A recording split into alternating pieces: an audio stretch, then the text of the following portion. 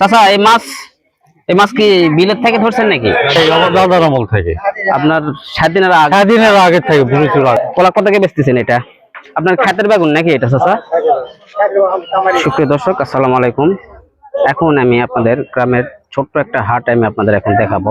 আসলে এই হাটটা কিন্তু ছোট না, একসময় অনেক বড় হাট ছিল। এই হাটটা বিলুপ্তির পথে চলে গেছে, এবং কি কারণে বিলুপ্তির পথে চলে গেছে এই হাটটা, সেটা বিস্তারিত আমি এক মুরব্বীর কাছ থেকে শুনবো। যে হাটটা আগে কত বড়, আসলে এই হাটটা কিন্তু আগে অনেক বড় একটা হাট ছিল। কালের পরিবর্তনের কারণে হাটটা এখন ছোট হয়ে গেছে। এখন দেখেন এটা হাটটা কিন্তু এখন যে অবস্থাটা, সামনে দেখেন একটা বাড়ি আছে, এইসব এখানে বাড়ি আছে, তাছাড়া এই পাশেও এই পাশেও বাড়ি আছে, চারিপাশে বাড়ি। এটা দেখতে গেলে একটা খোলা বাড়ির পাশে যে খোলা আছে, এই খোলাতে এখন আপাতত এই হাটটা বসে। এই হাটটা যেন একদম নিঃশেষ না হয়ে যায়, তার জন্য তারা ধরে রাখার জন্য এই হাট এখনো বসায়। ছোট হাট। দেখি এই হাট সম্পর্কে একজন চাচা আছে, উনি এই হাট সম্পর্কে বিস্তারিত সবকিছু বলবে। চলুন তার কাছে জানা যাক।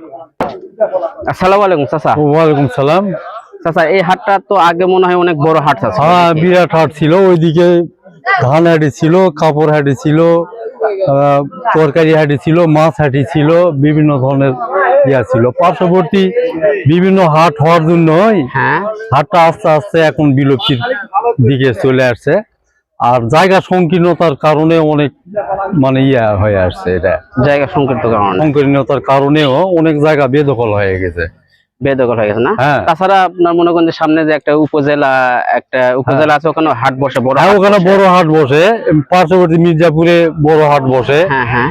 আবার এর এগনেস্টে ভবন হাট বসে, কীর্তিপুর হাট বসে, এগনেস্টে হাট বসে। এইগুলি যতগুলো হাটের কথা বললেন, এই সবগুলো হাটের সাথে এই হাটটা বড় ছিল নাকি? আগেকার সময়ে এই হাটটা ওইগুলো হাটের থেকে অনেক বড় ছিল। দর্শক, এই হাটটা কিন্তু আসলে অনেক বড় ছিল। এখন আসলে দেখেন হাটটা দেখতে একটা হাস্যকরের মতন মনে হচ্ছে। হাটটা ছোট্ট একটা হাট পরিণত হয়ে গেছে। এখানে কিন্তু আগে এই হাটে আপনার পাইকার আসে সব জিনিসপত্র কিনে যাইতো।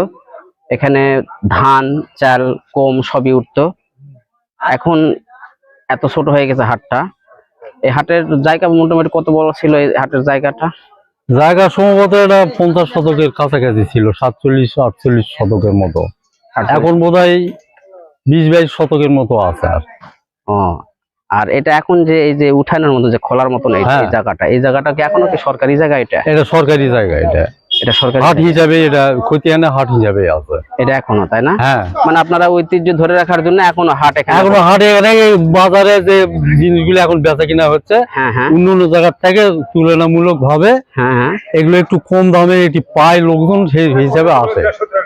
এখানে যে জিনিসপত্রগুলো সাধারণত এই কৃষকেরা তাদের গ্রামের আশেপাশে থেকে উঠে নিয়ে আসে নাকি? ক্ষেত থেকে উঠে নিয়ে আসে এগুলি বিক্রি করে নাকি? হ্যাঁ, এগুলি সব মনে হয় এখানে। দর্শক, এখানে কোনো পাইকারের কোনো কিছু নাই। এখানে যারা বাজার গুলা নিয়ে আসে, এরা সবগুলা উঠাই নিয়ে আসে, তারা এগুলি বিক্রি করে। চাচা, এই বেগুন আপনি নিয়ে আসছেন নাকি? এটা আপনার ক্ষেতের বেগুন নাকি এটা চাচা? এখানে পাল্লা দিয়ে বেচতেছেন আপনি নাকি? দর্শক, এখানে আর একটা বিষয় আমি কিছুক্ষণ আগে লক্ষ্য করছি, যে এখানে এত ছোট হাট, এর কারণে কিছু বেগুন আসছে। এখানে যে পরিমাণ বেগুন আসছে, এক ভাই যখন বেগুন নিয়ে আসলো, আর একজন জিজ্ঞেস করলো যে এখানে যে লোকজন আসবে মোটামুটি 50 থেকে 60 জন লোকজন আসবে, কিন্তু এই ক্ষেত্রে যতগুলো বেগুন আনা হয়েছে, এই বেগুনের এতগুলো কাস্টমারই পাওয়া যাবে না। তাহলে এত বড় একটা হাট বিলুপ্তর পথে চলে যায়, ছোট্ট একটা হাটে পরিণত হয়ে গেছে। চাচা, এই কলা কত টাকা বেচতেছেন এটা? 10 টাকা খালি চাপা কলা না এটা? তারপর এটা কি আপনার মনে হয় খেতে, আপনার গাছের কলা নাকি নিয়ে আসছেন?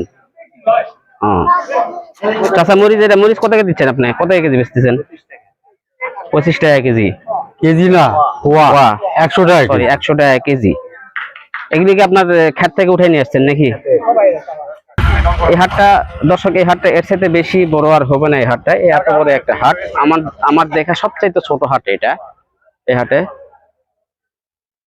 চাচা, আপনারা যখন এই হাটে যখন আপনারা ছোট ছিলেন, তখন থেকে এই হাট নাকি? হ্যাঁ, তো আগে থেকে, আমার দাদার আমল থেকে। আপনার 7 দিনের আগে থেকে, প্রচুর আগে থেকে ব্রিটিশ আমলের হাটে যায়। এটা না ব্রিটিশ পিরিয়ড থেকে হাট ছিল। এখান থেকে কি পাইকাররা অনেক জিনিস এখানে কি হ্যাঁ, পাইকাররা জিনিসপত্র নিয়ে যেত। ট্রাক ঢুকতো না ওই ধরনের তখন তো গরু গাড়ির আমল, ট্রাকের আমল ছিল না তখন। মানে গরু গাড়ি করে পাইকাররা পাইকাররা জিনিসপত্র নিয়ে জিনিসপত্র যেত। নিয়ে যেত এবং আসতো। কি কি উঠতো এই হাটে, কি কি উঠতো? আগে ধান তৈরি তরকারি, সব ধরনের মাছ তৈরি তরকারি থাকে, সব ধরনের কাপড়, ছাগল টাগল এগুলি উঠতো? হ্যাঁ ছাগল টাগল উঠতো? ছাগল তখনও ওঠেনি, গরু ছাগলের হাট ছিল না এখানে। মাছ কি মাঝে মাঝে কি মাছ ওঠে এখানে? মাছ আসে এখন, কিন্তু খুব পরিমাণে কম, পরিমাণে কম আসে। এগুলি তাও মনে হয় কিনে নিয়ে আসে না, ওই যে জেলেরা যে পার্শ্ববর্তী থেকে ধরে নিয়ে আসে সেগুলো এগুলি কিনে আনে, দু একজন হঠাৎ মঠাৎ বিক্রি করে। এখানে কিছু মাছ উঠেছে। চাচা এই মাছ কি বিলেত থেকে ধরছেন নাকি? বিলেত থেকে ধরে নিয়ে আসছেন জাল দিয়ে? কিভাবে বেচতেছেন? পোয়া না কেজি ভাও নাকি ঠিকা? কত টাকা পোয়া বেচতেছেন এটা? 40 টাকা। 40 টাকা পোয়া না?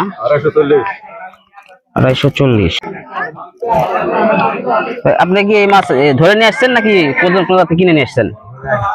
ধরে নিয়ে আসছেন বিলেত থেকে? কিভাবে বেচতেছেন? কেজি ভাও? কত কেজি? 160। এটা 160। এটা কি খোল সুন্দর ধরা নাকি? খোল শুনে মাছ। গ্রাম অঞ্চলে কিন্তু এই মাছগুলা অনেক পাওয়া যায় এবং এই মাছগুলো কিন্তু খেতে অনেক সুস্বাদু। ধন্যবাদ দর্শক, আজকের এই ছোট্ট হাটের যে ইয়েটা আপনাদের দেখালাম, এই ভিডিওটা আপনাদের কেমন লাগলো? যদি ভিডিওটা ভালো লেগে থাকে তাহলে অনুগ্রহ করে সাবস্ক্রাইব করবেন, আর যারা পেজ থেকে দেখতেছেন তারা অনুগ্রহ করে ফলো দিবেন। ধন্যবাদ, সবাই ভালো থাকবেন। আসসালামু আলাইকুম।